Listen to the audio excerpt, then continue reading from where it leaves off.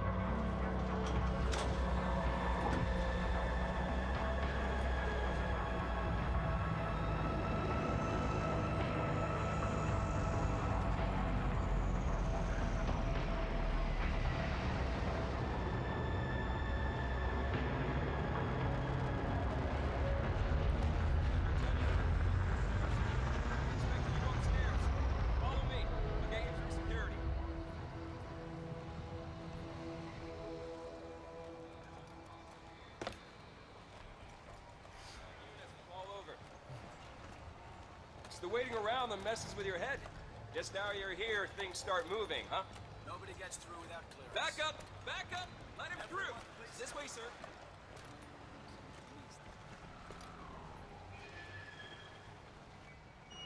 Sorry, sir, just a formality.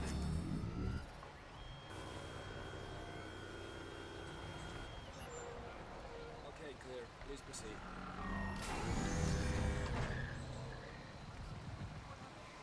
What happened to the plane? Where did that go? Yeah, well,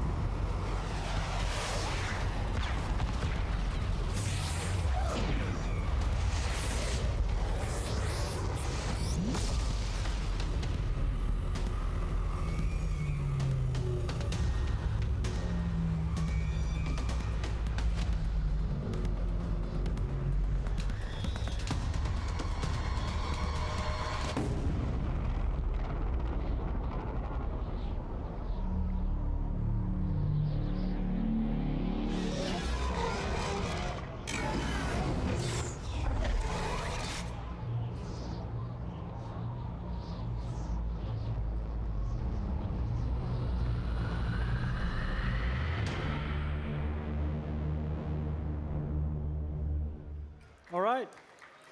So this was a live presentation. Eric died. He's still a better player than us, so don't take it too hard on him. Okay, so I'm here to talk about the art of Killzone Shadowfall, more specifically about the demo you just saw. So 2 years ago, at the end of Killzone 3, we were faced with a destroyed planet, and we had to find a new planet to set the new game on. So it was kind of the perfect moment for some change. Planet is destroyed. The planet was very kind of typical Killzone, brown, green. Everything was miserable and destroyed and already, or worn down, and kind of an awful place. Perfect home for the Helghast. Now, here we are. We're faced with a new situation. So, let's take it a different direction. It's going to be next gen. So, let's do something with a lot more color, a lot more vibrancy. The perfect place for that is Vecta. Vecta is the original planet in Killzone 1, home of the ISA. It's a beautiful planet. It's lush, it's green, lots of water, and we decided to. We thought it was actually a brilliant place, a brilliant opportunity to take take that aspect, that beautiful environment, and then take the Helghast and mix them in that environment and see what happens next. All right, that's my introduction. I would like to now give the mic to Roy. He's the concept art director. Hi guys, it's great to be here. I'm Roy Posma. I'm also art director on Killzone Shadowfall. Mainly responsible for all the 2D work, all the concepts, and pretty much all the designs that we make for the Killzone universe. So, how to make this massive, futuristic, utopian city, while actually maintaining the realism with a twist, which is really important for us. That's sort of our key phrase that we apply to anything we design in the game. So you can break down a city in many things. The thing we didn't want to do too much with was actually the architecture. Now for us, we definitely want to make amazing, big, shiny buildings, but we really wanted to keep them as realistic as possible. Make them big, make them shiny, but at the same time, if you look at a building, you'll understand it's a building. That's actually our main ingredient for the realism out of the thing. So for the twist, we wanted to go into a next step. We really wanted to play with the setting. So what we actually did and what inspired us is back on Killzone 1, we actually had Vecta City as well. Only back then the city was built on a slope. We had these stairs on it with all this, with the city on it. Problem was back then we couldn't really show the vision. We didn't have the power to make that work. This time we could. So we really wanted to make it shine, to make it great, and we actually want to make it a bit bigger as well. So what we actually did, it's the twist thing we took. We took a massive hoover dam, and at the same time, we mix it up. As we call it, it's the Delta works. It's this big dike that actually makes sure that where we live, the Netherlands, we don't drown. So we combined those two together, and out of that came this insanely huge hoover dam. Is probably up to 2 miles high. And what we did, we took our city and we just placed it straight on top of it. And that's actually, how we got the twist in, and created this really, well, I'd say futuristic, crazy city. So the next thing we had left is just how to make an utopian city out of it. So what we did, we just kicked out all the traffic. You don't want to have traffic jams, all these kind of things in the city where you live. So we make these big clusters of trains, put everybody in there, and then we could take out all the roads, put nice parks in there. Everybody can stroll around and be happy and all these kind of things. The problem is if you take all that traffic out, you also lose a lot of life in the city. So we had to bring that back. And how we did that was with this baby here. We came up with this sort of, as we call it, the commercial bots. If you, I don't know, order shoes or pizza or whatever, they will bring it home. So we got 10,000s of these things flying through the city with all these kind of different kind of commercial signage on it and have all these kind of things, and they really bring back the life, in our city. And that's pretty much how we build this thing up. Next thing I want to show is actually, this is a final model. The ones you see here, you have to remember, this demo is half year old. It's all pre-alpha. That one is I'm not saying finished, but that's our current state of, of our model, of the commercial bot. We have all these signage on it. I think this is like the World Transport Federation brand. I want to take you on and actually show some of our new characters as well.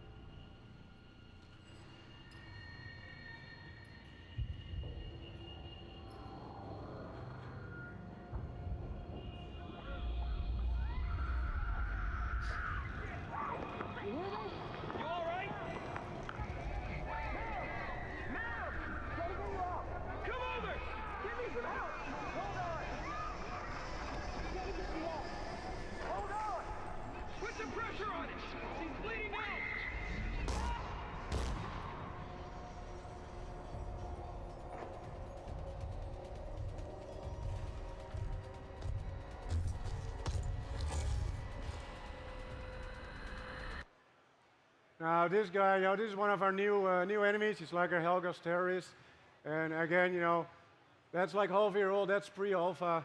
That's our current in-game model. We got up to like 40,000 polygons in it. This is actually really in-game model. It's not a render or something. You can see all the amazing detail on this guy. What made this guy like really interesting actually is he's like a mix of both sides. He's like an ISA civilian, like the sporty base. That's what we base him on, and actually we dress him up with all these Helga's surplus military hardware. That's all these straps on it, which is like really great for the design of a character. You can really play with all the volumes. We have all these straps like flying around in the wind and when he's running, all these kind of cool things. And it's a nasty guy. You can cloak, disguise, all these kind of things.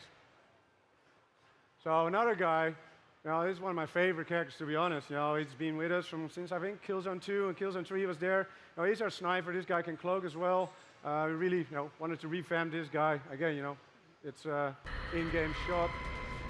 If you really look like at all the detail of this guy, what I really like to do with all the characters is to stack up as many different materials on top of each other. It really gives a lot of depth to the character design. With all our new shaders, everything has different properties and fidelity on it. One of the new characters I like to show off as well is actually Echo. Now she will be a bit, she's a bit like the Shadow Marshal actually of the Helga. So you're definitely going to meet up with her. And as the last part for like my part is introduce you to the new version of our main iconic enemy. The Helga's Assault guy. So that's it for me. I just want to hand it over to Arjen Bak. He's going to show his in the real demo behind the scenes, and here you go. Hello guys. So I'm Arjen Bak. I am the environment art director on Killzone Shadowfall. My responsibility is to translate that vision that the guys just talked about into the actual game world and make sure that that's done at the highest possible quality. Now, in this demo, we have the Helga's terrorist plays a bomb inside the building. And to create this event, we actually built two versions of the game world, one before and one after the blast. Now, to give you a better look at this, I'm going to take the camera out of the first-person perspective and go into more of a bird's-eye view.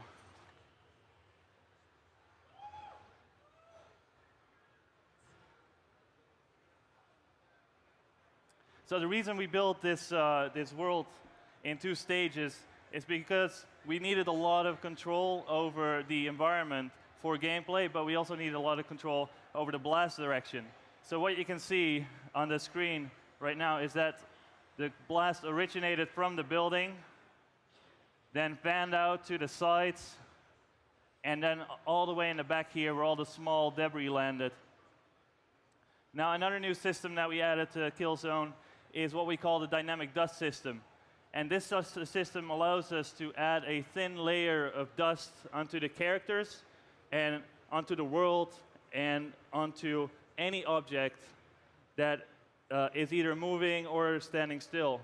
So you can see in these corners here, you got all the dust building up. There is dust on the tops of these cover pieces.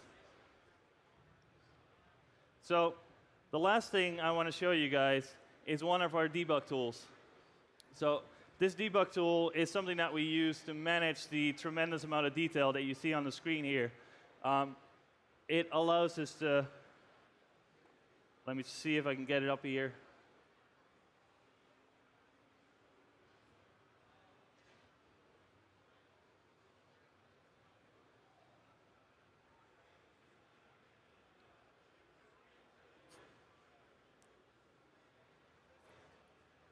There we go. Right, so it allows it to very visually see all the detail that we're drawing and all the time that we're spending to build these frames. So this is the start location. This is where the explosion happens. You can see all the characters. You can see the square here. I can fly out here through the destroyed lobby that we earlier just fought through. See all the characters and all the detail. Then go out in the back here and eventually look out over this entire city that are full 3D models being rendered at real time. So this concludes our behind-the-scenes look on Killzone Shadowfall. If you'd like to see more, there is the experience room over on your right. We're live demoing a entirely new single-player mission. And enjoy E3, and thanks for listening.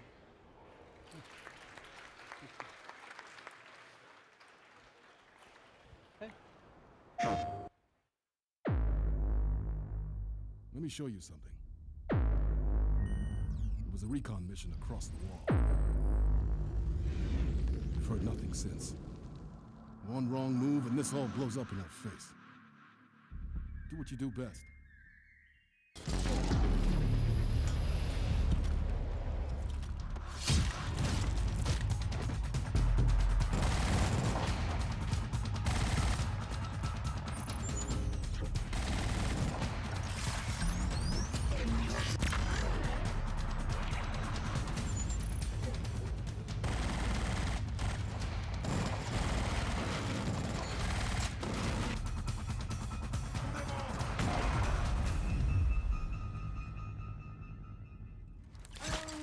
Down!